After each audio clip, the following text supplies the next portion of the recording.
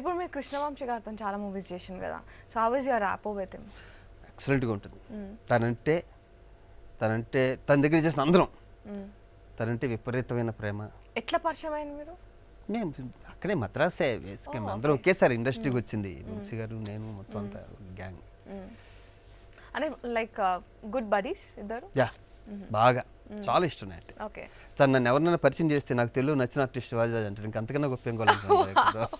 So of the set ఏమైనా మంచిగా కొంచెం బలరే సెట్లోనే తనతో భయం అండి, ఎందుకంటే తను అసలు చాలా డెడికేటెడ్ను. కృష్ణవంశీ గారు యా మేము కొంచెం అల్లరి గ్యాంగే, అల్లరి చేస్తుంటాం. తనకి ఏంటంటే చాలా డిసిప్లిన్, తను చెప్పేది క్రియేటివ్ డైరెక్టర్ బాగా చాలా కాన్షియస్ చేసిన వాళ్ళే అందరూ అదే కోరుకుంటారు, డైరెక్టర్లు అందరూ చెప్పేదండి. దీని దగ్గర కొంచెం ఎక్కువ చేస్తుంటాం, బాగా నటన ఎన్నట్టు ఎక్కువ చేస్తుంటాం తప్పితే అల్లరి ఎక్కడ పోతుంది.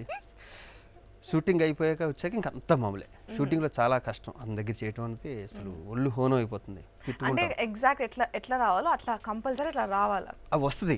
ఇది నాతోనే కాదండి సార్, కొంతమంది డైరెక్టర్ ఉన్నారు వాళ్ళ దగ్గర చేయటం ఎంత ఈజీయో చెప్పలేం. ఇప్పుడు సపోజ్ కృష్ణవంశీ గారు ఆలోచించండి, కోడిరామకృష్ణ గారు ఆయన అసలు మొద్దును తీసుకొచ్చి అలా పెట్టిన కూడా ఆయన యాక్ట్ చేయించగలుగుతారు, అంత గొప్ప డైరెక్టర్. ఇప్పుడు దాసనారాయణ గారు ఉన్నారు, అంత పెద్ద డైరెక్టర్ ఆయన దగ్గర చెప్తారు ఆర్టిస్టులు.